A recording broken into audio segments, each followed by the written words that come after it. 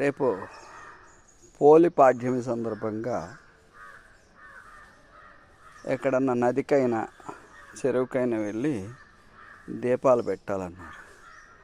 మాకు ఈ చుట్టుపక్కల్లో 5-6 కిలోమీటర్లు వెళ్తే కానీ చెరువు ఉండదు.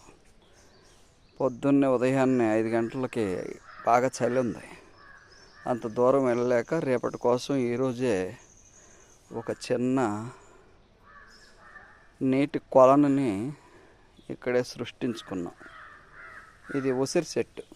ఈ కార్తీక మాసం అన్ని రోజులు ఇక్కడే దీపారాధన చేసింది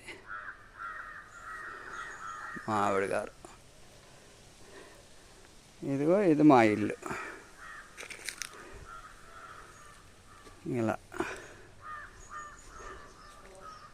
మా ఇంటి దగ్గర తులసి కోట, అమ్మవారు.